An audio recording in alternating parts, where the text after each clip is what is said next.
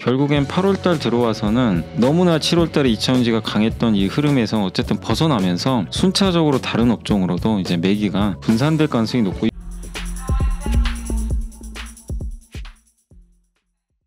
안녕하세요. 예민수의 경제토크, 오늘은 또 귀한 손님이 오셨는데요. 이베스트 투자증권 염승환 이사님 오랜만에 뵙습니다. 어서 오십시오. 네, 안녕하세요. 워낙 달려가던 이차전지주가 좀 틈을 타서 이제 못 갔던 주식들이 올라옵니다. 네. 소외주 대표적으로 이제 네이버 같은 인터넷하고요. 바이오도 좀 올라옵니다.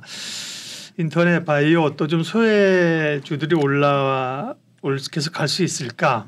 일단 그런 시장 분위기부터 좀 읽어주세요. 일단은 좀 이제 물론 저희가 이제 오늘 또 이게 촬영하는 시간에는 다시 또 네이버가 빠지더라고요. 예. 바이오 좀 빠지고 다시 이차전지가 좀 반등하는 모습인데, 근데 이미 한 2, 3주 전부터 이제 그때 에코프로가 한번 장중에 150만 원 찍고 급락을 했잖아요. 이제 거기서부터 이미 조금 이제 어느 정도 쏠림은 좀 끝났다라고 좀 보고 있고, 순환매가 이제 그 후로 좀 시작이 됐는데, 그 순환매를 이끄는 제가 봤을 때 좀 주역은 어쨌든 큰 기업 중에서는 일단 인터넷 쪽에서는 네이버 같고요.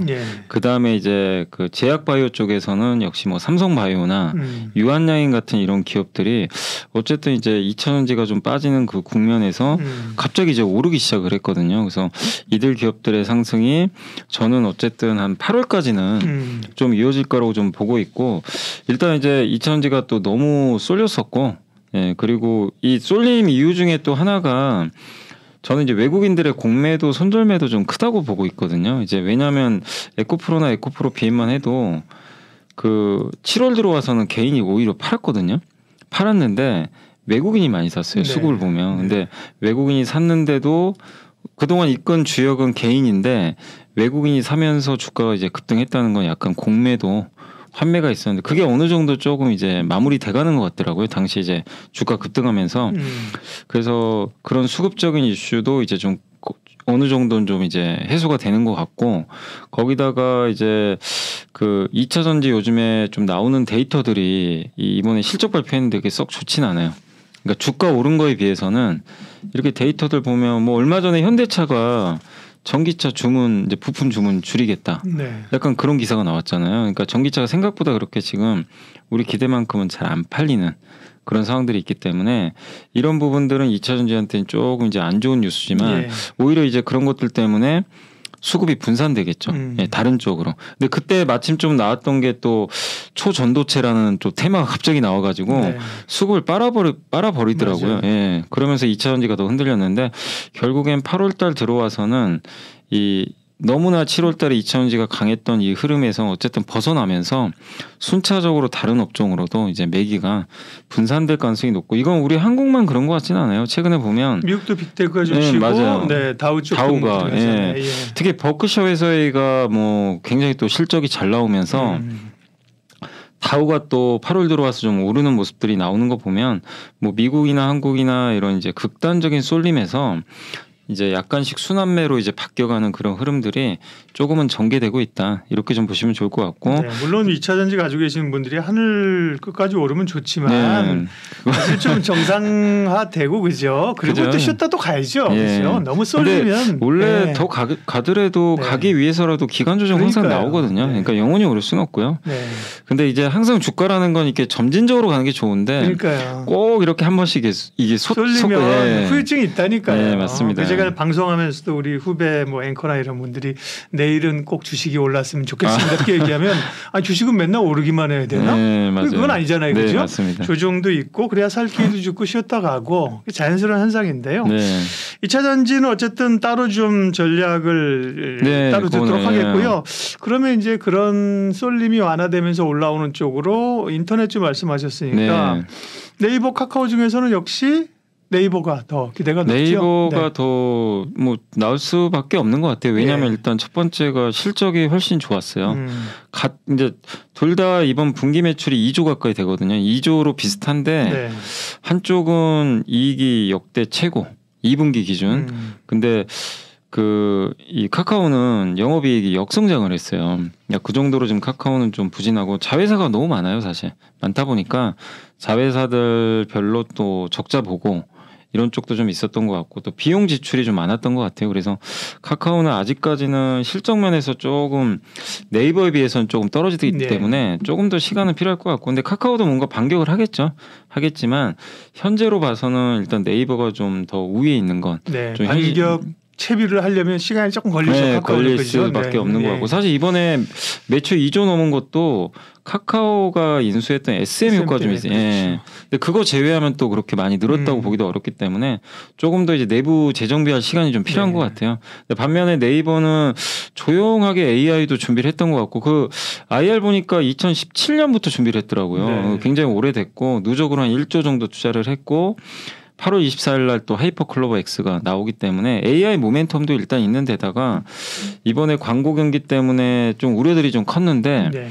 어쨌든 이번에 역성장은 안 했거든요. 광고 쪽도 괜찮았고 거기에 웹툰 여전히 잘하고 있고 또 포시마크 있잖아요. 그 미국의 당근마켓.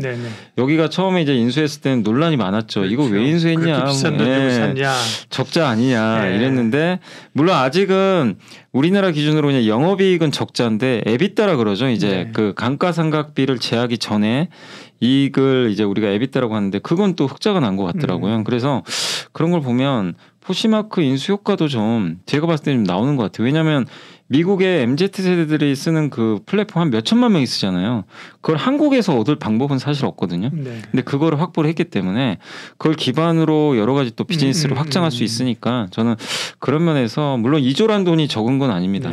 근데 네이버가 한국에서 성장하기 사실 쉽진 않거든요. 사실 네이버의 꿈은 이제 글로벌로 가야 되는 거잖아요. 그런데 가기 어렵다. 그냥 일본에서 라인 정도 하는 거 말고는 없어서 그래서 이제 하이브하고도 위버스 손잡고 이렇게 하는 거잖아요.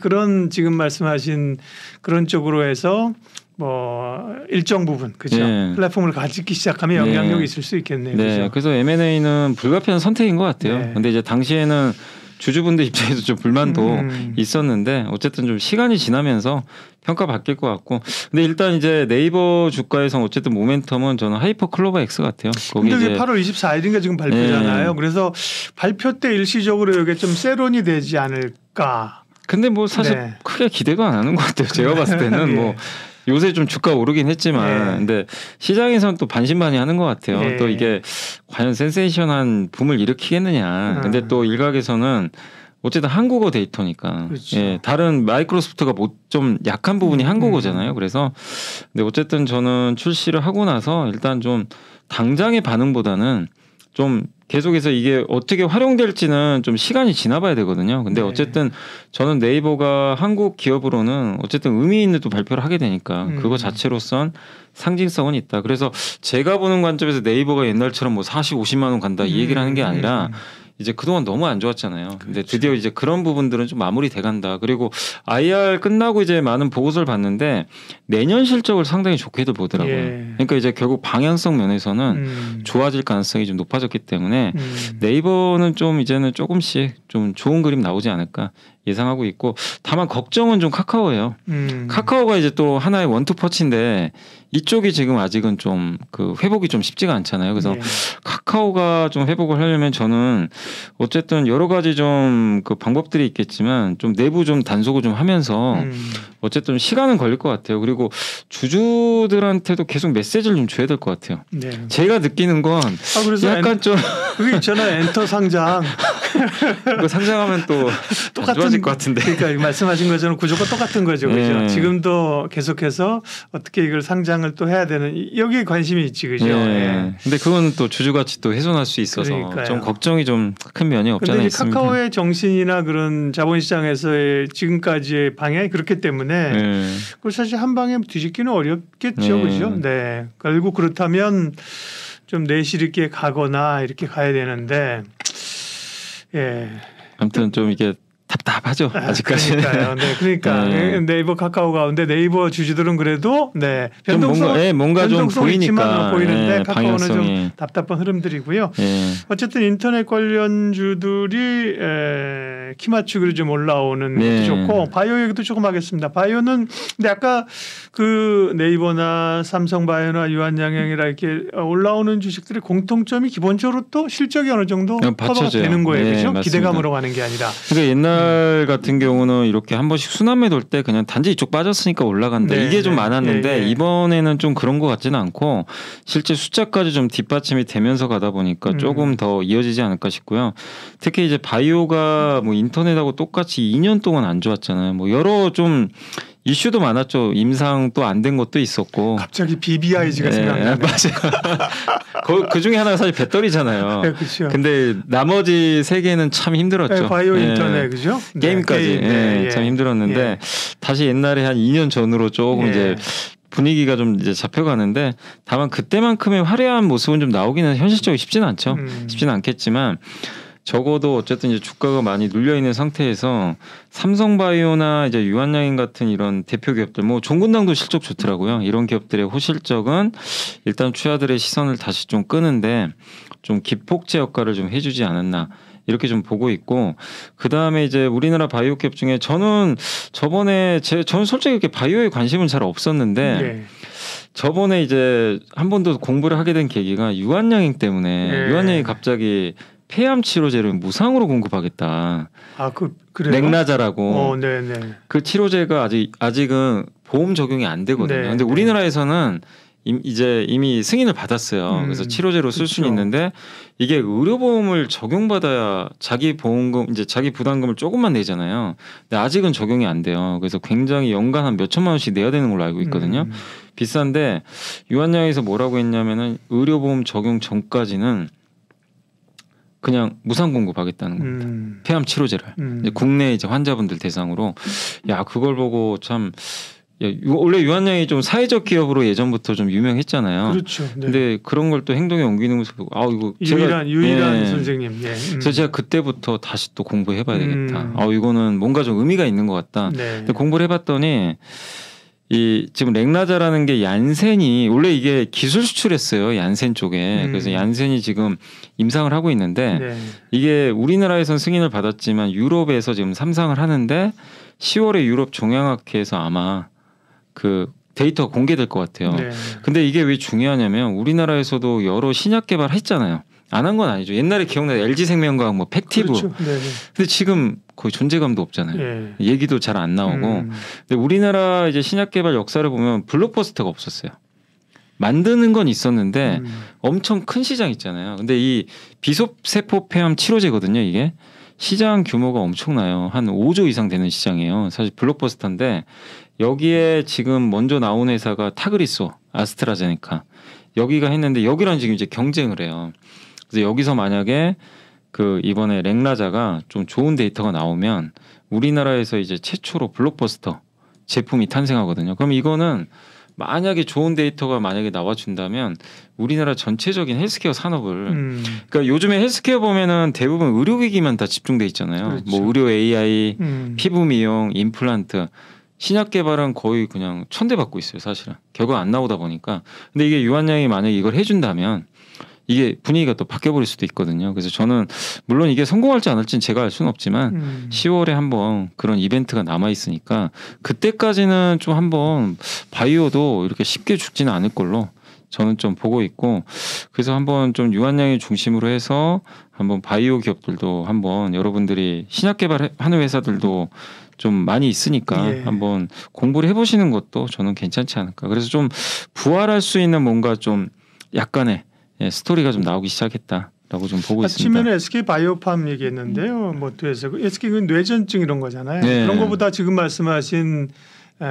폐암 치료제는 훨씬 더 그렇죠. 이게 광범위하고. 그 블록버스터냐 아니냐로 이제 나는 뇌전증이 중요하지 않다는 게 아니라 근데 시장 규모 자체가요.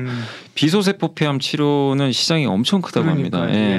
근데 여기에 이제 타그리소라는 세계적인 회사랑 경쟁해서 만약 이겨준다면 엄청난 이제 임팩트가 생기는 거죠. 우리 한국도 이제 바이오 역사가 하나 생겨버리는 거예요. 그렇죠. 몇 년 전에 아마 기억하시겠지만 한미약품이 기술 수출 조 단위로 해가지고 1조 3조 터뜨렸었잖아요. 난리가 났잖아요. 근데 그게 성과가 좀 사실 안 나버렸죠 그 후로. 그래서 다시 반환 받고 뭐 그랬죠. 근데 이거는 이제 그게 아니라 기술 수출한 거를 이제 실제로 성과까지 연결한 이제 마지막 단추가 좀 남아 있는데, 근데 좀 좋은 결과로 이어져서 우리나라 또 바이오 기업들이 또 부활을 했으면 하는 게 좀 바람입니다. 2018 15년, 16년 맞아요. 기억납니다. 한 8만 8천 원 하던 10만 원 잡고 70만 원까지 70만 원 갔어요. 역사를 정말 썼었죠. 대단했었죠. 돌아가신 그 임성기 회장이 대단한 분인데 그죠? 맞아요. 좀 빨리 잡고 하셔서 여기도 그죠? 유한양행 바이오도 봤고요. 근데 이제 신약은 좀 어렵다. 삼성바이오나 셀트리온이나 이런 바이오시밀러가 낫지 않을까 이렇게 생각하시는 분들도 있지 않을까요? 근데 이쪽이요. 그 바이오시밀러는 우리가 1등했잖아요. 네네. 사실 그동안 이제 셀트리온이 세계 1위고 삼성 바이오에피스도 이제 후발주로 가고. 근데 문제가 뭐냐면 여전히 잘하고는 있는데 너무 경쟁이 치열해요. 그렇군요. 옛날에는 사실상 이제 셀트리온이 미국에서도 먼저 가고 유럽도 장악을 하면서 독보적이었는데 셀트리온 주가 안 가는 이유 중에 하나가 셀트리온 못하다기보다는 너무 나눠갖기가 되는 거예요. 이제 점점. 바이오시밀러라는 게 이제 비슷한 제품들을 출시하는 거잖아요. 사실은 그렇죠. 복제약이죠. 기술력이 필요하긴 하지만 그죠? 허들이 신약처럼 높은 건 아니에요. 롯데도 하잖아요. 롯데바이오로. 맞아요. 그죠? 그러다 보니까 이게 독점이 되기가 좀 어려운 구조예요, 사실은. 그러면서 이제 점점 미국에서 경쟁도 치열해지고 오히려 약값을 싸게 하는 업체로 점유율이 점점 나가기도 시작하고 하다 보니까 그런 면에서 저는 이제 밸류에이션이 떨어졌던 것 같아요. 근데 이제 결국 이 삼성바이오로직스나 결국 셀트리온이나 이런 이제 바이오 시밀러 쪽으로 하는 이제 물론 이제 삼성바이오로직스는 또 CDMO를 하니까 약간 다르게 봐야 되겠죠. 거긴 좀 다르게 봐야 되겠지만 바이오 시밀러 쪽에서는 결국에는 성과를 내려면 남이 못하는 걸 하면 되거든요. 근데 결국 그래서 저는 셀트리온도 중요한 게요. 이번에 뭐 휴미라 바이오 시밀러 나왔지만 저는 사실 그거보다 더 중요하게 생각하는 건 뭐냐면 램시마예요. 램시마는 이제 기존의 그 레미케이드 제품을 이제 그 어떻게 보면 이제 바이오시밀러로 만든 건데 램시마 SC라는 아마 아실 거예요. 근데 그거는 이제 병원 안 가도 되잖아요. 집에서 내가 주사 맞는 건데 유럽엔 출시를 했거든요. 이미 반응이 좋아요. 이번 가을에 미국에서 지금 이제 그 승인을 앞두고 있나 봐요. 근데 미국에서 이게 승인이 떨어지면 시장이 저는 이제 열리는 건데 이건 신약으로 인정을 받아요. 램시마 SC는 새로운 또 신약으로 인정을 해줘요. 그러니까 함부로 못 들어와요. 약간 이제 독점이 보장되는 거죠. 근데 이게 만약에 미국에서 가을에 승인받아 출시를 하게 되면 전 셀트리온한테는 좀 모처럼 또 모멘텀이 생긴다고 보고 있거든요. 그래서 저는 그걸 좀 기대하고 있어요. 그래서 기존의 바이오시밀러는 나쁘다가 아니라 이게 너무 이제 나눠먹기식이 되다 보니까 모멘텀이 떨어질 수밖에 없고 결국엔 새로운 신약으로 인정받을 램시마 SC 요거 FDA 승인 결과가 셀트리온의 주가를 좀 하반기 결정짓지 않을까. 물론 이제 요즘에 셀트리온 이제 얘기하시는 분들 보면은 합병 기대를 되게 많이들 하시지만 합병은 어쨌든 하나의 이벤트고 그렇죠, 중요한 거는 펀더멘털이니까 오래 가려면은 저는 램시마 SC가 무엇보다 중요하다. 이렇게 좀 보고 있습니다. 네, 인터넷하고 바이오주들의 부활 움직임 어떻게 봐야 될 것인가 핵심 종목까지 염승환 이사님과 말씀 나눴습니다. 고맙습니다. 네.